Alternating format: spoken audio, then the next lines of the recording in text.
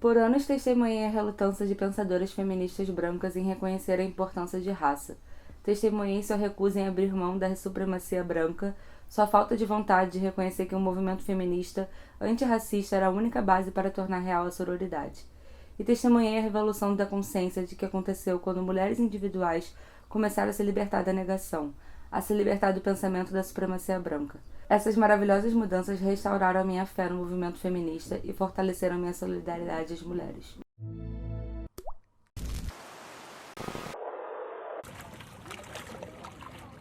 Esse livro que eu acabei de ler esse trecho é de uma aclamada intelectual negra que se chama Bell Hooks. Ela é feminista, escritora, crítica, intelectual, enfim, ela é muito famosa nos Estados Unidos, escreveu inúmeros livros sobre o feminismo negro e também esse livro famoso que se chama Feminismo é para Todos. Aqui ela fala de uma maneira muito didática para todo mundo, inclusive homens, maneiras de a gente repensar as urgências do feminismo.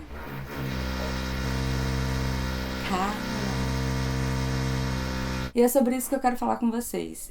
Na verdade, essa conversa é de uma pessoa de brasileiro para brasileiro. Eu sou uma mulher teoricamente branca aqui no Brasil, porque eu não sofro, num país tão racista como é o Brasil, os impactos do racismo brasileiro. Mas, fora do Brasil, eu consigo ver traços e isso faz com que a minha percepção seja um pouco mais aguçada para esse tema tão urgente e recorrente que é o racismo. Eu peço para que você assista esse vídeo com muita cautela, com muito carinho, porque ele fala sobre amor ao próximo.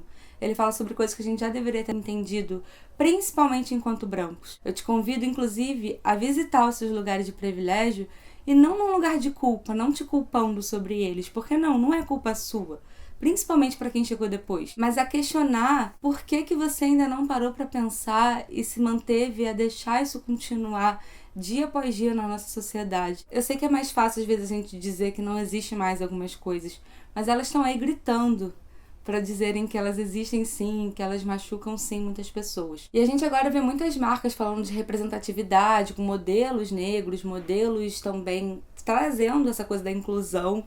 E eu me pergunto até que ponto vai essa representatividade, se ela é só a coisa de quando é sobre gays, por exemplo, né? É a coisa do pink money, ou se esse negro no comercial, ele tá só no comercial ali na cota, ou ele tá também na equipe, tá também nos bastidores da empresa e tá também nessa representatividade efetiva. Eu tô vestindo uma camisa da Adidas e por vezes eu me perguntei também se a Adidas era uma empresa coerente com essas coisas que eu priorizo quando eu penso em, usar e falar de empresas. Aqui no Brasil eu busco sempre priorizar empresas conscientes, até mais artesanais, que eu tenho contato direto com a pessoa que produz e tal. E a Adidas acaba sendo uma dessas grandes empresas que eu gosto, porque eu sei que artistas negros, pessoas, inclusive ativistas, estão com ela sempre nos patrocínios, nos recebidos e sendo embaixadores da marca. Não que ela não seja uma dessas grandes que fazem parte dessas conspirações assim controladoras do grande dinheiro que a gente sabe que circula por aí entre só algumas. Mas eu tô querendo falar sobre aquela representatividade que vai além do comercial. Aquela representatividade que se preocupa quando vai fechar com artistas em ter não só as pessoas padronizadas e claras nas suas publicidades ou nos seus recebidos, enfim, as pessoas que vão vestir a empresa.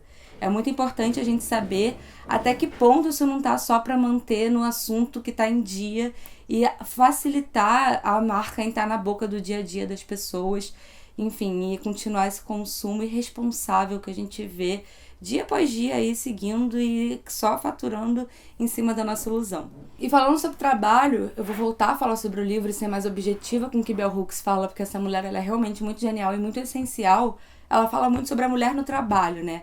A verdade é que a mulher negra ela já trabalha há muito tempo. A gente fala das mulheres inseridas no trabalho e o feminismo, fazendo assim aquele viés das fases do feminismo, ele, enquanto feminismo contemporâneo, ele não previu que o trabalho ele não seria libertador como ele prometeu ser. O dinheiro ele não é sinônimo de liberdade, porque por vezes a mulher negra ela já trabalhava servindo a sua família e a de outra mulher branca, enquanto essa mulher branca ela tinha assistência e maneira de crescer, seja em carreira de CEO, seja fechando com um homem branco em grandes empresas e fazendo uma carreira autônoma e ganhando um salário digno. Se a gente pensa em a luta feminista ser algo a ver com igualdade e salários iguais por uma mesma função, a gente achou que conquistou isso, mas de fato a gente não conquistou isso, né, em prática. Porém, Não é sobre isso. Porque o salário digno, ele foi feito, se é que foi feito, para a mulher branca. Enquanto isso, a mulher negra, ela por vezes foi ignorada, né? E é por isso que eu digo que antes de qualquer, sei lá, qualquer luta minha, a essencial, a primeira de todas é a antirracista. Porque eu acho que é impossível a gente ver uma evolução efetiva feminina se ainda tem uma mulher negra por trás disso.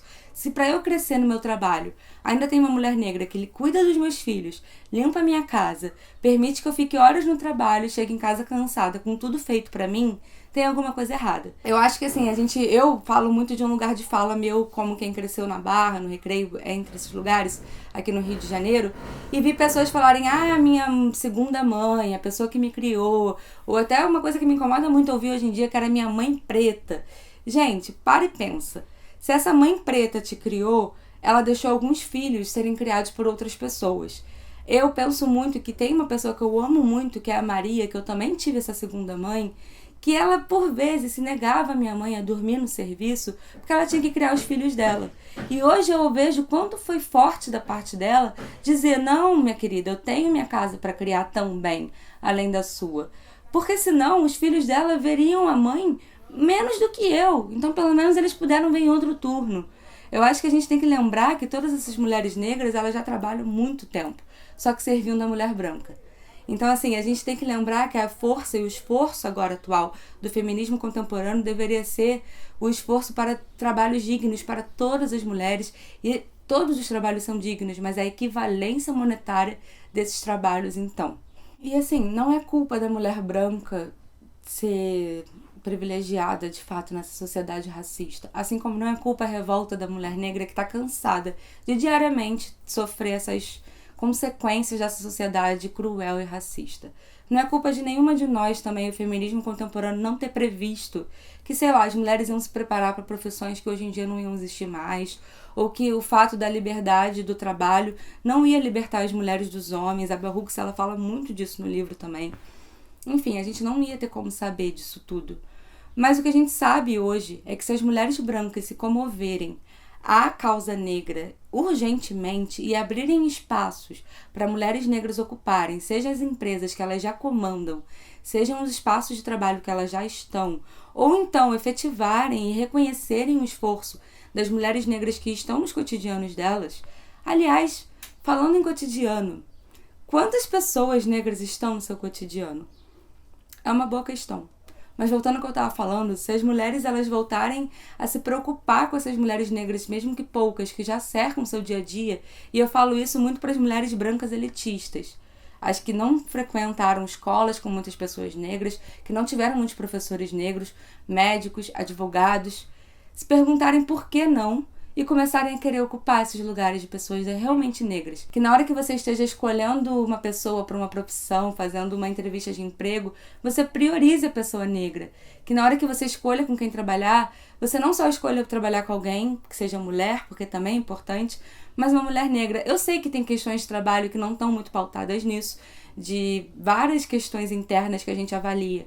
Mas isso deveria ser muito importante. Porque só assim a gente vai começar a mudar esse quadro.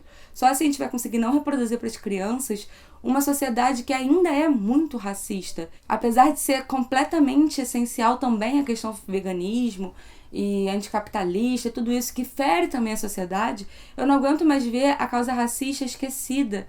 Sendo que, sei lá, se existiu mesmo esse abolicionismo da escravidão e foi assinado há anos atrás, e o negro ele ainda ocupa o elevador de serviço, ele ainda não está nos lugares exatamente de elite. Quando tá, é só um pouco. Ele ainda confunde. As pessoas confundem o Djavan com um Gilberto Gil. Como é que pode, sabe? Como que podem confundir duas figuras tão importantes da nossa cultura brasileira?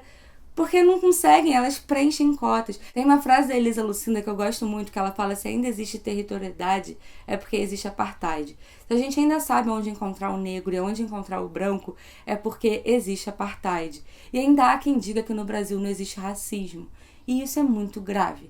Então, assim, eu vou passar a falar mais sobre isso aqui. É num lugar de privilégio, ainda que como latino-americana, para alguns não exatamente branca, mas no Brasil eu me considero branca por não estar inserida em todos os preconceitos diários que as pessoas negras estão. E eu acho de urgência e de responsabilidade social a gente falar sobre isso. Então, que fique o questionamento, que a gente pare para pensar o porquê que a gente ainda deixa esses espaços não estarem sendo ocupados e misturados.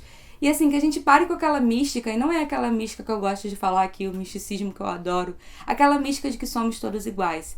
Em pleno quase 2020, ouvir isso me dói no coração, porque a gente não tem os mesmos direitos e as mesmas oportunidades. E se é disso que faz a nossa realidade, então não tem como a gente ser pautado no que somos todos iguais. Não, nós não somos todos iguais. A nossa realidade ela é muito pautada no que a gente faz, nas nossas oportunidades, nos nossos caminhos. E assim, é bem diferente. Então que a gente pare para ver o que nos diferencia e principalmente quais são os nossos privilégios, para aí sim começar a querer tornar isso acessível a todos. Um beijo e até mais.